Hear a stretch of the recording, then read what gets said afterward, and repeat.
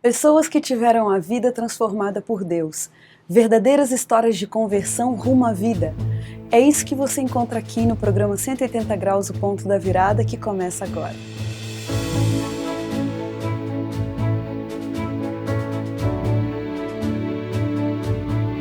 Quando sentimos o toque de Deus na vida, uma mudança acontece.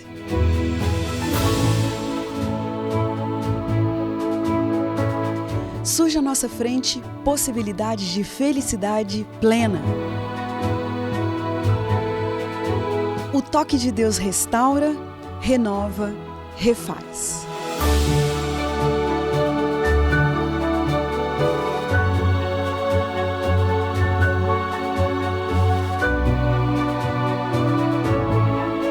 Hoje conheceremos uma pessoa que experimentou essa graça maravilhosa.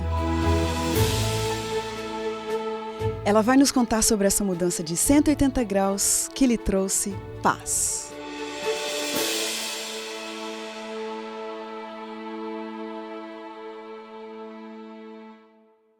Renato Ribeiro Ruela, natural de Mantena, Minas Gerais, foi muito bem educado, batizou-se na adolescência e era do tipo certinho e exemplar, até que veio a notícia da morte súbita de seu pai. E sem mais explicações, rebelou-se contra Deus. Escolheu, a partir dali, um estilo de vida totalmente oposto ao que lhe fora incentivado na infância. E insistiu nesse rumo, até chegar ao fundo do poço. E experimentou um vazio tão grande que não cabe nas palavras. Aquela vida de muito álcool, muitas baladas, sexo sem amor, sem respeito, e o ceticismo agudo só lhe trouxeram um cansaço existencial tremendo. Fez planos para se matar, mas Deus não permitiu que isso acontecesse. E no dia 13 de maio de 1991, a graça de Deus o levou ao nocaute. E o resto é uma história de virada de vida em 180 graus. Renato Ruela, que honra para a gente ter você aqui no nosso programa. Muito obrigado por ter aceitado o nosso convite. Obrigado.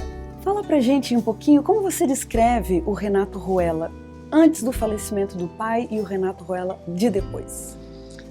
Como você disse, o certinho, né? Um garoto criado desde a infância nos passos do cristianismo, em função de uma formação numa igreja protestante tradicional, mas que tinha uma visão bem restrita da vida cristã, com bastante conotações assim, legalistas, de fazer o que é certo, cumprir as ordens de Deus, e a religião era vivida dessa forma, dentro de casa, na igreja. E quando me tornei adventista também, foi nesse caminho também, essa mesma sequência. Então, no momento da morte do meu pai, ele faz um cisma, ele faz um racha com essa pessoa que não se sustenta, né? No enterro do meu pai, eu vi que o Renato não se sustentava, não se autossustentava como eu acreditava. Né? Então, na verdade, não foi tanto assim uma rebeldia direta contra Deus. Foi uma rebeldia contra mim mesmo. Algo em mim não funcionava. Eu não sabia o que era, e eu escolhi, absurdamente, eu acho que é uma escolha absurda, não valorizo esse tipo de escolha, eu escolhi ir para o mundo, eu escolhi jogar tudo por terra e tentar de uma outra forma. No auge do seu distanciamento de Deus, se você pudesse dizer para a gente assim, um final de semana na vida do Renato Ruela, o que envolvia esse momento de folga? Nessa fase eu já estava fazendo a residência médica, né, em ginecologia e obstetrícia, e a gente fazia muitos plantões, então eu trabalhava em torno de 3 noites a 4 noites por semana, e as outras 3 ou 4 noites eu passava no que os jovens hoje chamam de balada. Você tinha saúde para isso? Eu não sei como é que tinha tanta resistência, porque a gente bebia a noite inteira, dançava a noite inteira, saía de manhã, lavava a cara e ia para o hospital trabalhar. Gente, né? Que coisa impressionante isso. E era isso, né? Era uma vida louca, uma vida louca. No meu tempo de residência médica, os colegas da própria residência diziam que não valia a pena ter festa se o Renato não tivesse, porque eu era o agitador. Gente. Eu era o DJ, eu é que punha as coisas para acontecerem. Agora escuta, e aquela tal felicidade, né, de estar longe de Deus, e você era feliz nos seus momentos de reflexão, você se sentia bem mesmo? Como é que era, você com você mesmo? Não, de forma alguma. em todos esses momentos, não existiu nenhuma situação onde eu falasse, agora eu estou realizado. Não, sempre a sensação de vazio. E essa sensação, ela foi se tornando cada vez maior. Renato, o que uma música do Legião Urbana tem a ver com esse seu momento aí de nostalgia? Apesar de nem ser fã, assim, né, mesmo naquela época eu gostava muito de música internacional, música dançante e tal, é que numa vez dentro de uma danceteria, bêbado e tal, eu ouvi uma música que ele fez e que falava que vai ver que não é nada disso, né, vai ver que já nem sei quem sou, vai ver que nunca fui o mesmo e a culpa é sua e nunca foi. E isso me incomodou, né? E nessa mesma música, um momento onde ele fala que quando tudo começar a cair, quando as estrelas começarem a cair, para onde a gente vai fugir? E eu tinha a percepção de que aquilo era uma mensagem direta para mim, olha, você está perdido, o que você está fazendo com você? Né? E isso incomodou, né? Incomodou bastante. A gente vive numa sociedade que valoriza bastante a liberdade nos relacionamentos, o sexo livre, essa questão dos relacionamentos. Como que você avaliou essa sua fase de liberdade? Péssimos relacionamentos. Quando eu não estava sendo vitimado, eu estava fazendo alguém de vítima. Né? Ou você usa ou você abusa, ou você é usado ou abusado. É isso. A grande verdade é essa. É uma sexualidade depravada por si só, mas que também não traz nada de satisfação profunda, completa. É sempre o senso do vazio. As madrugadas da vida, voltando para casa, aquela sensação, estou sozinho. Renato, você vem de uma formação cristã, uma base religiosa. Durante essa fase em que você esteve distante, você não teve iniciativa, não teve vontade de voltar para a igreja? Teve algum momento em que você voltou para a igreja por uma visita, talvez? Teve um momento que foi quase o ponto da virada, não chegou a ser. Voltando de um plantão, eu cheguei em casa e minha mãe me perguntou, Renato, você podia me levar na igreja? Eu preciso explicar, minha mãe ela é paraplégica, ela está na cadeira de roda há mais de 30 anos. Quando meu pai faleceu, eu já fiquei cuidando dela, me tornei arrimo de família, né? E já tinha realmente um bom tempo que eu não levava minha mãe à igreja. E aí eu disse para... pedido tocou seu coração. Pedido de mãe, né? Aí eu, tá bom, mãe, no sábado, né? Nós éramos adventistas e... Então, no sábado, eu te levo. Filho, hoje é sábado. Então tá, então vamos hoje. E eu fui à igreja com a minha mãe. E foi uma surpresa muito desagradável, porque chegando lá estava acontecendo uma santa ceia. Puxa! Estava tendo ali todo o cerimonial do pão, do vinho, aquela coisa toda. Eu fiquei assustado com aquilo, sentei no último banco lá atrás, levaram a minha mãe lá para dentro, fizeram toda a parte cerimonial ali e tal. E eu fiquei sentado lá atrás. E aí, cerimônia de lava-pés, depois oração, e aí abençoa o pão, e aí distribui o pão, e as pessoas sentam, depois as pessoas levantam, aquela sequência toda de eventos. E em um determinado instante, quando as pessoas estavam em pé, com o cálice na mão, para tomar o vinho, o pastor disse, de repente, assim, ele falou assim, irmãos, algumas pessoas estão sentadas, e é comum que algumas pessoas fiquem sentadas no momento da distribuição dos emblemas. É bíblico isso. Por causa da consciência, alguns às vezes não querem participar. Mas eu queria que a gente pensasse um pouco a respeito dessa prática. Porque se nós estamos aqui com o cálice, esse cálice ele representa o sangue de Cristo, e esse sangue foi derramado pelo pecador quando nenhum de nós aqui nem havia nascido. Aliás, esse sangue foi... a proposta dele ser derramado aconteceu até mesmo antes de acontecer o pecado. Então, você não perguntou para Deus, você não pediu para Deus por esse sangue. Esse sangue foi dado a você. Eu estou querendo dizer, então, que todas as pessoas que estão sentadas, e qualquer pessoa que esteja ouvindo o que eu estou falando aqui agora, pode acreditar nisso. O sangue foi derramado, mesmo que você não creia. O que você estava sentindo enquanto isso? Eu fiquei incomodado com aquilo, né? Ele estava dizendo para mim. E ele disse mais, ele falou, mesmo que você ache ridículo o que nós estamos fazendo, mesmo que você por acaso veio aqui hoje e ache estranho isso aqui, acha que isso aqui seja apenas um ritual, saiba que esse sangue te pertence. Puxa vida. Mesmo que você não creia nele. Ele é seu. Então eu queria convidar a todos que estão assentados para que se levantem e participem. Não abra mão do sangue de Jesus. O que você fez, Renato? Eu me levantei, né? Não tinha como não levantar. Eu me levantei, e aí veio o cálice, serviram para mim e para as outras pessoas. E aí eu me assentei, enquanto todos ali participavam. Naquele momento eu resolvi falar com Deus. Eu estava orando e nem sabia, né? E eu disse para Deus mais ou menos assim, eu sei como é que vocês fazem. Vocês fazem a gente chorar e depois lavam o cérebro da gente. Olha, essa foi a sua oração. Essa foi a minha oração, né? Eu questionei mesmo. Mas eu não tive como ficar calado, eu tive que continuar. Eu tive que dizer para Deus, olha, é verdade, quando eu estava aqui, né, eu tinha paz. Hoje eu não tenho. É verdade, a minha vida aqui era melhor do que a que eu tenho hoje. Eu até sinto falta disso. Mas olha, deixa eu dizer uma coisa para você. Eu não gosto de você. Aliás, eu nem sei se você existe, eu não sei por que eu estou falando com você. Gente. Eu não sei se você está aí. E eu não gosto das suas coisas, eu não gosto dessas músicas, não gosto dessa Bíblia. Eu não creio nessa Bíblia. Eu não gosto dessas pessoas. Eu não gosto de nada disso. Eu gosto, sabe de quê? Eu gosto de pecado. E eu comecei a descrever os meus pecados, tudo que eu fazia, gostava de fazer. Eu costumo dizer, Creliane, que nessa fase o pior não era o que eu fazia, mas o que eu pensava. Meu pensamento era continuamente mal. Que coisa malicioso. louca, Renato. E eu confessei isso para Deus, sem arrependimento. Mas foi uma confissão. E disse mais.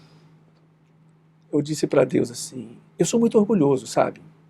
Acho que para você me ter de volta, você teria que me quebrar, você teria que me incomodar, você teria que me adoecer, fazer qualquer coisa. Quem sabe me humilhar. E aí, você quer tentar? Mais uma vez afrontando, né? Afrontando a Deus. Renato, voltando um pouquinho lá no tempo, quando você era criança, qual era o seu sonho de futuro com relação à medicina? O sonho de medicina ele foi surgindo ao longo da infância porque o pai era médico, eu vi meu pai fazendo medicina, né, e se tornou médico, e gradativamente eu fui me encontrando com isso.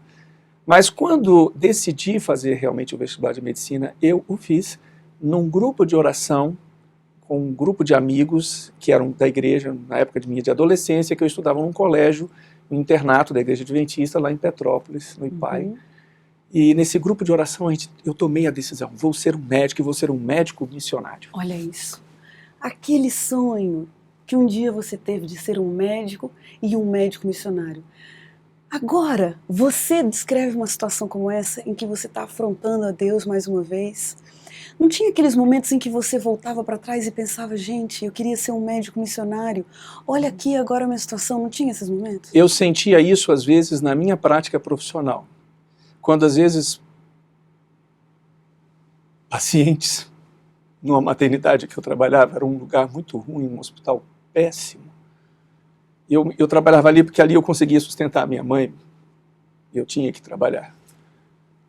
Mas algumas pacientes, pessoas humildes, às vezes me abraçavam, falavam assim, você é diferente, você foi enviado por Deus. E isso me pegava de surpresa, né? Era Deus falando, você é diferente. E muitas vezes no corredor desse pequeno hospital, que hoje nem existe mais, eu parava na madrugada e falava, o que eu estou fazendo aqui? Eu não fiz medicina, obrigado. Eu não fiz medicina para isso, né? Eu queria ser um missionário.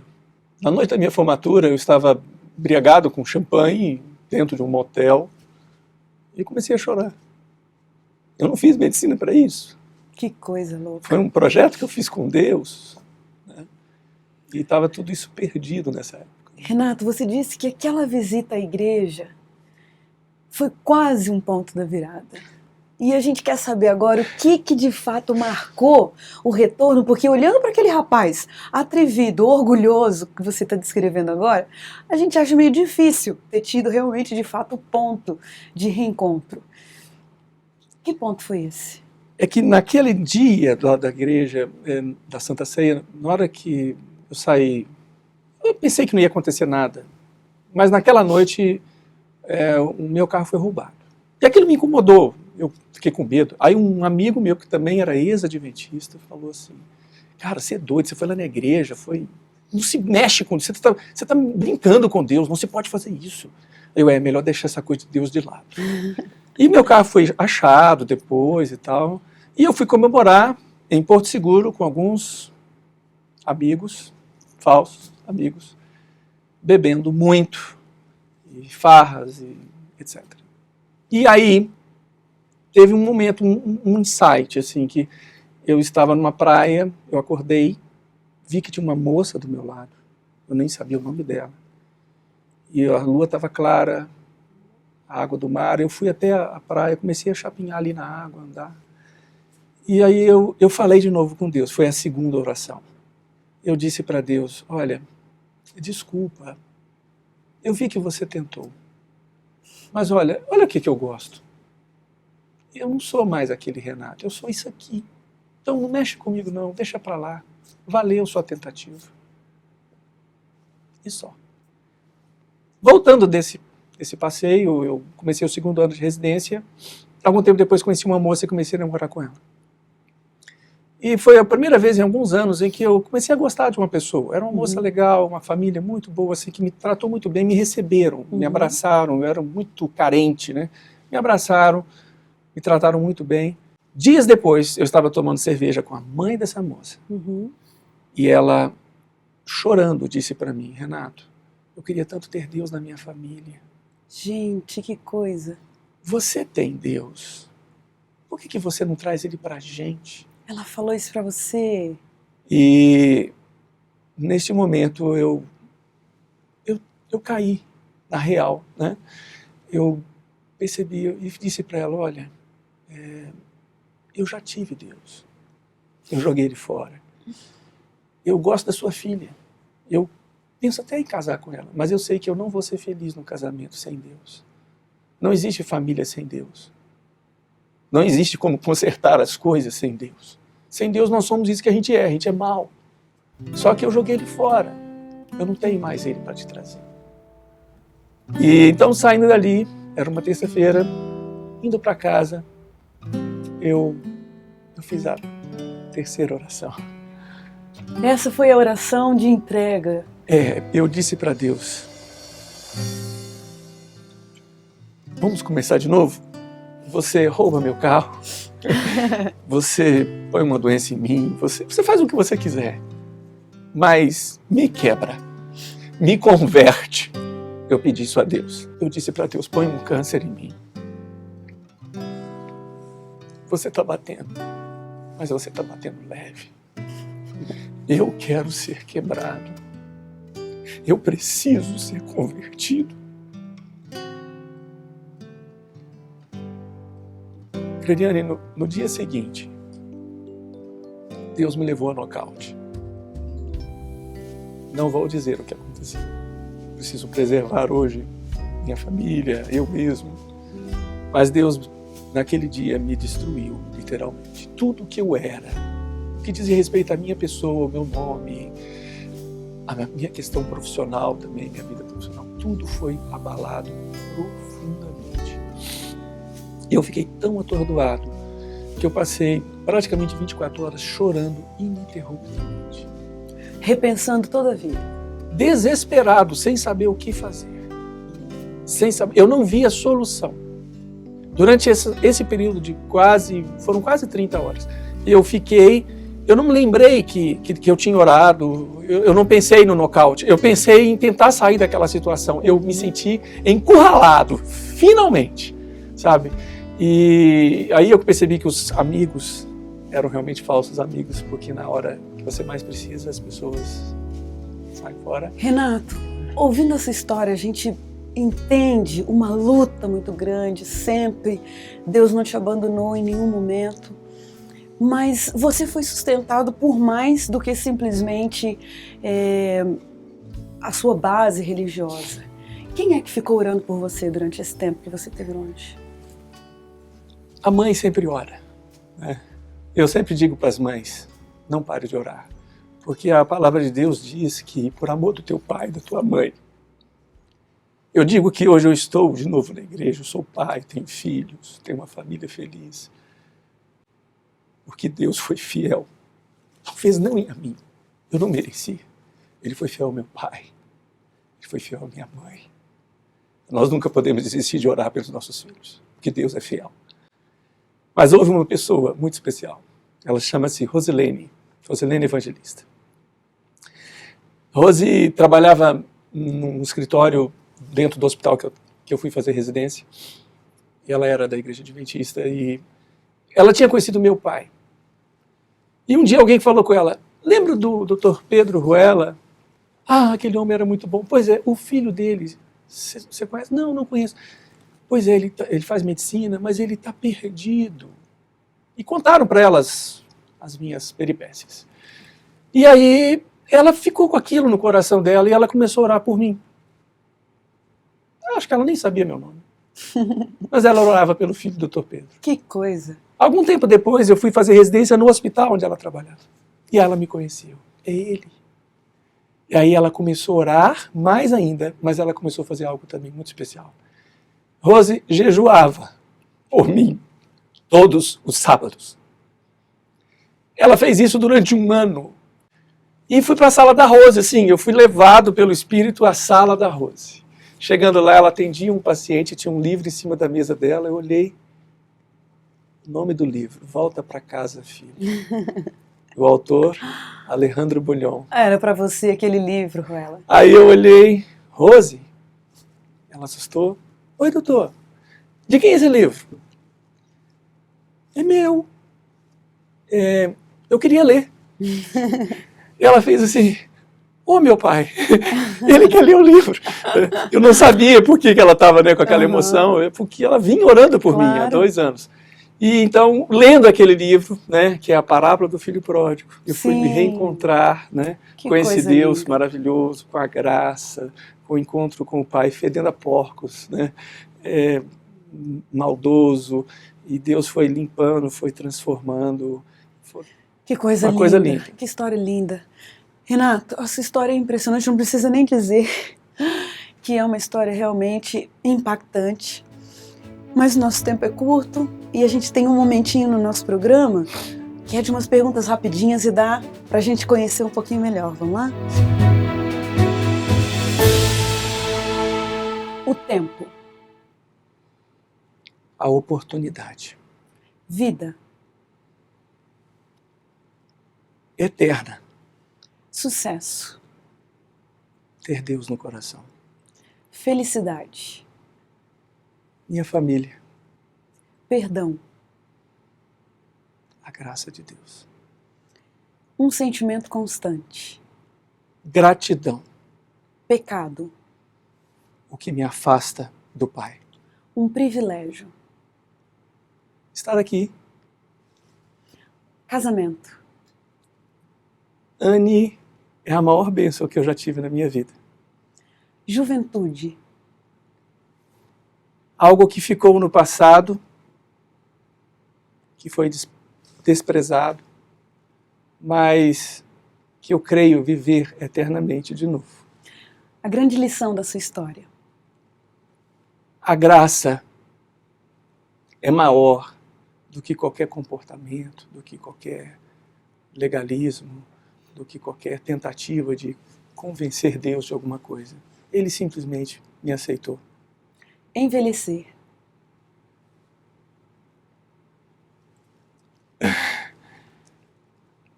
Ver meus filhos fazerem a vida deles.